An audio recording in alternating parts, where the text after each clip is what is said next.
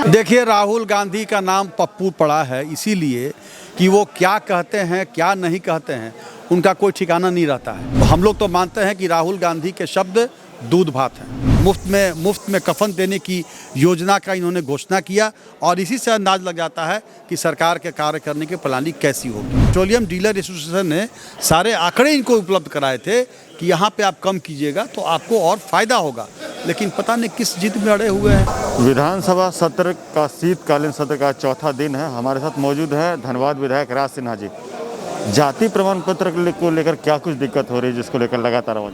नहीं, देखिए, जाति प्रमाण पत्र बन नहीं रहा है। दूसरी तरफ सरकार के अल्पसंख्यक, अनुसूचित जाति, जनजाति, पिछड़ा वर्ग कल्याण विभाग ने एक संकल्प निकाला है कि 8वीं क्लास के छात्रों को जो साइकिल मिलेगा उसमें इन सारे लोगों को संबंधित विभाग से ऑनलाइन जाति प्रमाण पत्र बना करके संलग्न करना होगा। दूसरी तरफ जो अल्पसंख्यक छात्र छात्राएँ हैं उनको स्वघोषित कागज़ देना होगा और यह अन्याय है। इसलिए हमने इस बात को की चर्चा के लिए मांग किया कि इस पर चर्चा हो। यह हम लोग का स्पष्ट आरोप है कि इस राज्य का इस्लामीकरण करने की योजना सरकार बना रही है। उर्दू को ऐच्छिक विषय कर दिया, हिंदी को हटा दिया।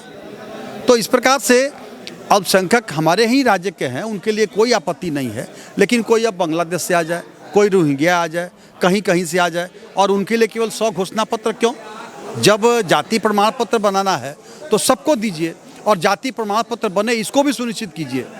दोनों विषय पर सरकार जो है जवाब नहीं दे रही है और चर्चा से सरकार भाग रही है। इसलिए हम लोगों ने आज विरोध किया है।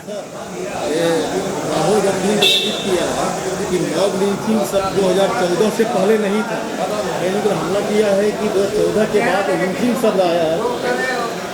देखिए, राहुल गांधी का नाम पप्पू पड़ा है इसीलिए कि वो क्या कहते हैं क्या नहीं कहते हैं उनका कोई ठिकाना नहीं रहता है।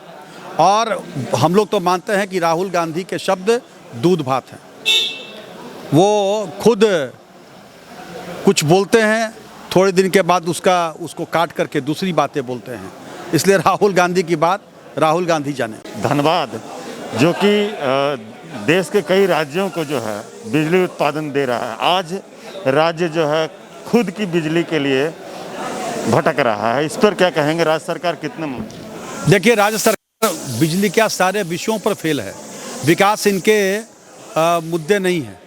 इनकी सोच, इनके नियत, इनकी नीति व इस राज्य को मुफ्त में कफन उपलब्ध कराना है। यह एक भी कल्याणकारी योजना इस राज्य के लिए नहीं चला रहे हैं। केवल केंद्र सरकार पर दोषारोपण करना, केंद्र पैसा दे। चुनाव के पहले तो बड़े बड़े वादे किए थे, 5 लाख लोगों को रोजगार देंगे, नहीं तो संन्यास लेंगे। इन्हीं हेमंत सोरेन जी का कहा हुआ है रोजगार वर्ष होगा, वह भी फेल हो गया। जितने वैकेंसी जो रोजगार होने वाले थे उनको भी इन्होंने स्थगित कर दिया। 75% लोग स्थानीय होंगे, लेकिन स्थानीय कौन होगा यह भी इन्होंने तय नहीं किया। कल भी हम लोगों ने माननीय मुख्यमंत्री से बात किया कि भाई बिजली की समस्या हम लोग के ज़िले में कटौती हो रही है, 8 घंटा 10 घंटा। इन्होंने कहा, हम लोग कहा है उनसे, कल हम लोगों सब लोगों ने कहा कि अक्रॉस द पार्टी लाइन आप चलिए दिल्ली, अगर आपको लगता है चलिए दिल्ली, हम लोग भी चलेंगे, हम लोग को लेके चलिए, हम लोग बात करते हैं, लेकिन जहाँ भी समस्या है उसका समाधान कीजिए। यह बिजली की समस्या आप डीवीसी नहीं दे रहा, ठीक है, हम एनटीपीसी से भी ले सकते हैं, हम नेशनल ग्रिड से जुड़े हुए हैं। यह तो मुख्यमंत्री को चाहिए ना, यह सरकार। इसीलिए मैंने कहा कि सरकार की नीति नियत स्पष्ट है।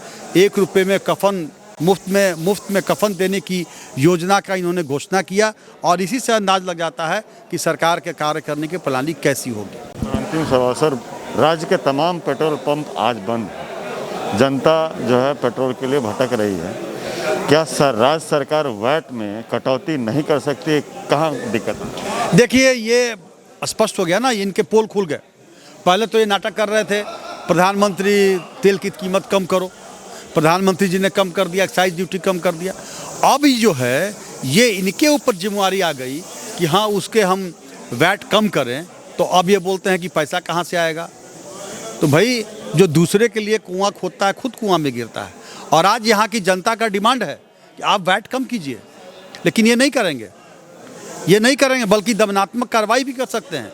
यह सरकार डंडे की चोट पर चलने वाली सरकार है। लोगों को डंडा मारो और सरकार चलाओ, यह इनकी नीयत है।